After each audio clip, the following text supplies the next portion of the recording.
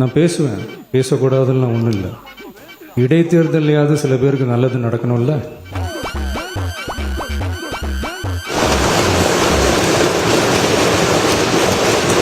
ஐயோ ஐயோலாம் என்னதீங்க, இனி நீங்க கனவு கண்டா கூட இனிமேல் பட்டு நீங்க ஆட்சிக்கு வர முடியாது என்பதை தெளிவா சொல்லிக்கிறோம்.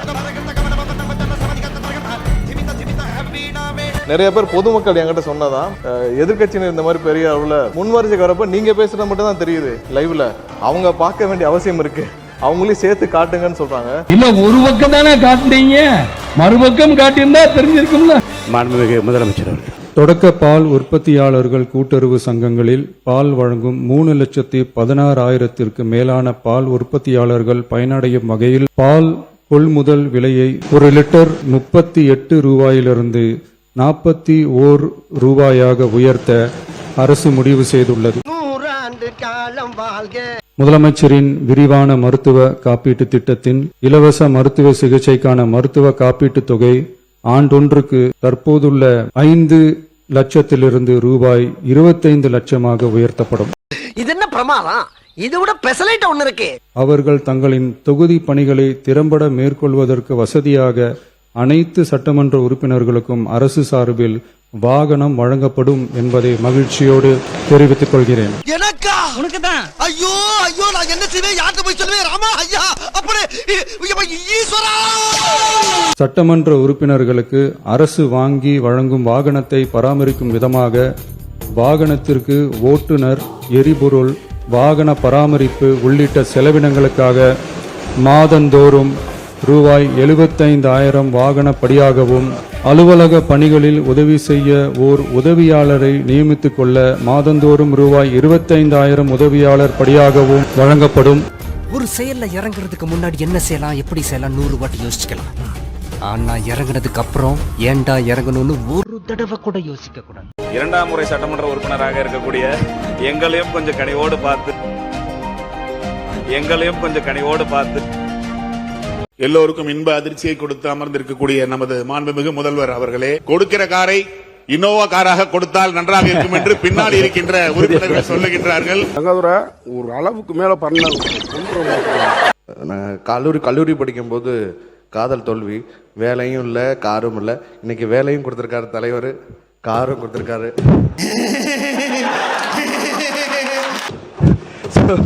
ரொம்ப ரொம்ப நன்றியை தெரிவிச்சுக்கிறேன். ஏன்னா நான் ட்ரெயினில் தான் வரேன், அங்கேருந்து இங்கே உள்ள ஆட்டோவில் உள்ளே வரும்போதெல்லாம் ஒவ்வொரு தடவையும் காவலர் பணியாளர்கள்லாம் கேட்பாங்க, யார் நீங்கள், எம்எல்ஏன்னு சொல்லுவேன், ஐடி கார்டெலாம் எடுத்து காமிச்சாலும் நம்ப மாட்டாங்க.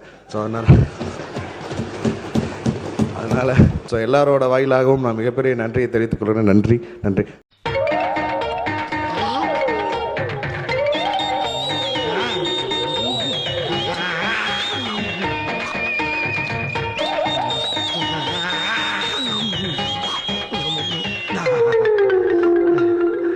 பிரபல மூத்த நடிகர் ஒரு விழாவில் திமுகவின் கட்சி தலைவருக்கு மறைமுகமாக மூத்த உறுப்பினர்களை பற்றி பேசும்போது, அவர்கள் கட்சியில் பல பழைய ஸ்டூடெண்ட்ஸ் இருக்காங்க, அதிலும் ஃபெயிலே ஆகாத அந்த ரேங்க் ஹோல்டிங் ஸ்டூடெண்ட்ஸ் கிளாஸே விட்டு போக மாட்டேன்னு இருந்தாங்க. அப்படிப்பட்ட அந்த அசாத்தியமான பழைய ஸ்டூடெண்ட்ஸையே எங்கள் தளபதி ஒருவரால் மட்டுமே அவர்களை ஃபெயில் ஆக்கி விட்டு அந்த கிளாஸ் ரூமின் வாத்தியாரையும் வெளியே அனுப்பிவிட்டார். அத வேற ஞாபகப்படுத்திட்டீங்க, நெஞ்சமெல்லாம் பொண்ணா இருக்கு தம்பி, மறக்க முடியல. பேரவைத் தலைவர் நடுநிலையாக இருவரையுமே பேச சொல்லி அனுமதித்து வர கருத்துக்களை சொல்கிறார். ஒரு தவறான கருத்து என்றால் நீக்க சொல்கிறார். ஆனால் நேரடியான ஒளிபரப்பு இது நீக்கினாலும் நாங்கள் பத்திரிகையில் தான் வராமல் இருக்குமே தவிர நேரடியாக ஒளிபரப்பாயிரு. பயப்பரியா குமார், அப்படி பச்சையா சொல்ல முடியாது, ஒரு யூகமா சொல்லலாம். மாண்பும் முதலமைச்சருக்கு மக்கள் செல்வாக்கு இருக்குன்னு நினைக்கிறீங்க, ஏன் பயப்படணும்? பயப்படலாம் இல்லை, பயம்ன்றதெல்லாம் இல்லை, தீர்வு காணணும். அதுக்கு தீர்வு காரணன்றது தான் எங்களுடைய நோக்கமே ஒழிய முதலமைச்சர் எக்காரணத்தை கொண்டும் யாரை பார்த்தும் பயப்பட மாட்டார் என்பதை திட்டவட்டமாக தெரிவிச்சுக்கிறேன். ஒரே ஒரு கல்லு கூட அவங்க வைக்க முடியாது. அதுக்கு எக்காரணத்தை கொண்டும் நாங்கள் அவர்களை விட மாட்டோம் என்பதையும் தெரிவித்துக் கொள்கிறேன். மாமா சொன்னார்ல, இவருடைய மாமா சொன்னார்ல, பேர் சொல்லி சொல்லுங்க. மாமான்னு சொன்னீங்கன்னா அவர் யார்? பூண்டி கலைவாணன். பூண்டி கலைவாணன். இப்ப அவர் மாமான்னு தான் சொல்ல இல்ல, முடியும். எனக்கு தெரியாது.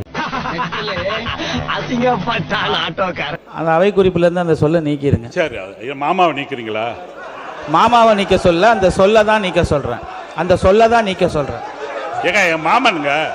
ஏய், இவன் சரியான பைத்தியம் இல்ல, சரியாகாத பைத்தியம்டா. என் மாமா தான் சொல்ல முடியும். இருங்க ஒரு நிமிஷம் இருங்க. ஒரு நிமிஷம் வேலை இல்லைங்க, அவர் மாமனா. ஒரு விஷயம் நல்லா புரிஞ்சுங்க. இருங்க.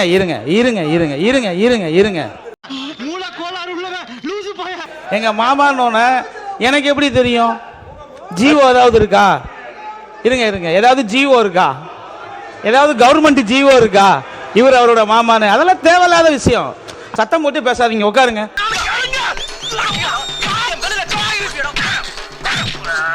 அதாவது பொதுவாக சொன்னது என்னன்னா, 71 காலத்திலேருந்து இந்த காவேரி கடந்து வந்த காலத்தை பார்த்துருக்கோம். 70களில் வழக்கு தொடுக்கப்பட்டது. அதுக்கப்புறம் அந்த வழக்கு ஏன் வாபஸ் பெறப்பட்டது, யார் சொல்லி வாபஸ் பெற்றார்கள், 74ல் எதற்காக அந்த அக்ரிமெண்ட்டை புதுப்பிக்கல, அப்புறம் அப்போ வந்த கச்சத்தீவு, இப்படி நிறைய பேசிட்டே வந்தோம்னா அதை சொல்லி தான் துரோகம் சொல்கிறாங்க. ஒரு சில வார்த்தைகளை கேட்டாலே இன்னைக்கு எதிர்க்கட்சியினர் உடனே அவை குறிப்பெல்லாம் நீக்க வேண்டிய அவசியம் இல்லை. ஏன்னா என்றால் இப்ப ஊழல்னு சொன்னா வர்றாங்க. இல்லப்பா, அடிமேல் அடி விழுந்துட்டே இருக்குப்பா. எத்தனை அடியை தான் சமாளிப்பேன்? நிறைய பேர் பொதுமக்கள் என்கிட்ட சொன்னதான், எதிர்க்கட்சியினர் இந்த மாதிரி பெரிய அளவுல முன்வரிசைக்கு வரப்ப நீங்க பேசுறது மட்டும் தான் தெரியுது லைவ்ல, அவங்க பார்க்க வேண்டிய அவசியம் இருக்கு, அவங்களையும் சேர்த்து காட்டுங்கன்னு சொல்றாங்க. இல்ல, ஒரு பக்கம் தானே காட்டுனீங்க, மறுபக்கம் காட்டியிருந்தா தெரிஞ்சிருக்கும்ல. எங்களுடைய முகத்தை காண்பிக்கவில்லை என்றெல்லாம் இந்த சட்டமன்றத்தில் எவ்வளவோ நிகழ்ச்சிகளை நாங்கள் பார்த்திருக்கிறோம், எவ்வளவோ காரசாரமான விவாதங்களை நடத்தியிருக்கிறோம். ஆனால் தரந்தாழ்ந்து என்றைக்கும் போனதில்லை. அதற்குள்ளாக திராவிட முன்னணி வரிசையில் இருந்த பல பேர் உள்ள இப்போ புகுந்து ஒவ்வொருவரும் கைக்கு வந்தபடியெல்லாம் அம்மாவை தாக்குகிறார்கள், தலைமுடி பிடித்து இழுக்கிறார்கள். அடித்தாங்களா? கீழே தள்ளி விட்டார்கள், புடவை பிடித்து இழுக்கிறார்கள். Jayalalithaa sari was pulled. தரந்தாழ்ந்து என்றைக்கும் போனதில்லை. அவருடைய கட்சிக்காரர் அவர் என்ன நினைத்தாரோ அதை மற்ற கட்சிக்காரர் செய்து விட்டார்கள்.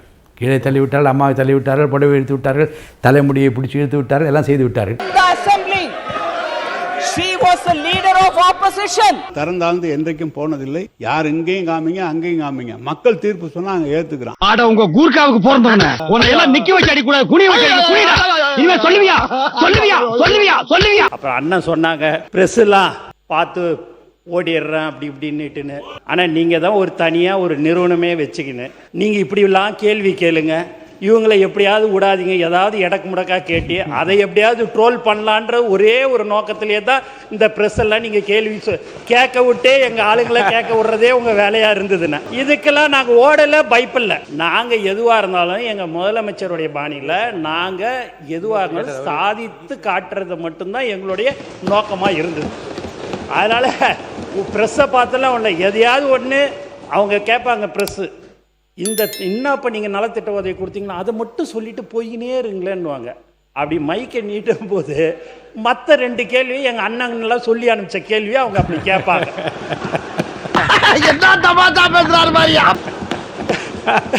அதில் எந்த மாற்று கருத்தும் கிடையாது. இல்லைன்னா ப்ரெஸ் எல்லாமே நண்பர்கள், நல்லவர்கள், எல்லாருமே அவங்கள நம்ம தப்புலாம் சொல்லலை. இன்னா இருந்தாலும் ஒரு 70-75 வருஷம் 50 வருஷமா உங்களோடையே அவங்க டிராவல் பண்ணிட்டாங்க.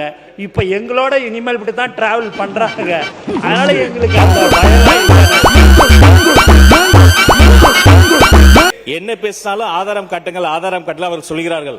அமைச்சர் பெருமக்கள் எழுந்து பேசுகிற போதே தவறு நடந்திருக்கலாம் என்று அவரே சொல்கிறார்.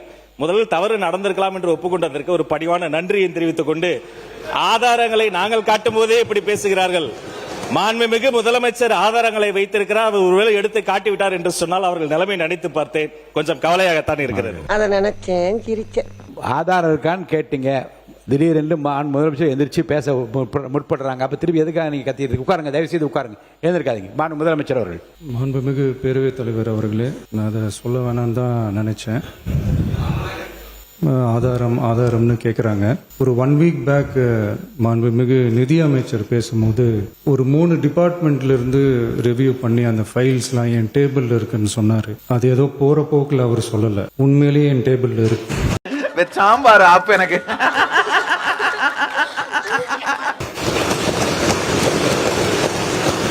அத்தனையும் ப்ரூஃபோட இருக்கு. ஓபன் பண்ண வச்சிடாதீங்க. எப்போ ஓபன் பண்ணணுமோ அப்போ கரெக்டா எல்லாமே ஓபன் ஆகும். மாண்புமிகு இந்து அறநிலையத்துறை அமைச்சர் அவர்கள், மாண்புமிகு அறநிலையத்துறை அமைச்சர் அவர்கள். மாண்புமிகு பேரவை தலைவர் அவர்களே, நம்முடைய மதிப்பிற்குரிய அண்ணன்கள் எல்லாருமே பேசுங்க பேசுங்கன்றாங்க. ஆனா முதலமைச்சர் பேச ஆரம்பிச்சார்னா, ஆதாரத்தை காட்ட ஆரம்பிச்சார்னா என்ன நடக்கும்ன்றது இதுல இருந்தே நம்ம புரிஞ்சிக்க முடியும். ரெடியா? முதலமைச்சர் அவர்கள். மாண்புமிகு பேரவைத் தலைவர் அவர்களே, மக்கள் கிட்ட எப்போ பேசணும், என்ன பேசணும், எப்படி பேசணும் எல்லாம் பேசிட்டு தான் அன்பா ஆசையா எங்க எல்லாரையும் கொண்டாந்து உட்கார வச்சிருக்கிறோம். நான் பேசுவேன், பேசக்கூடாதுன்னு ஒன்றும் இல்லை. இடைத்தேர்தலையாவது சில பேருக்கு நல்லது நடக்கணும்ல.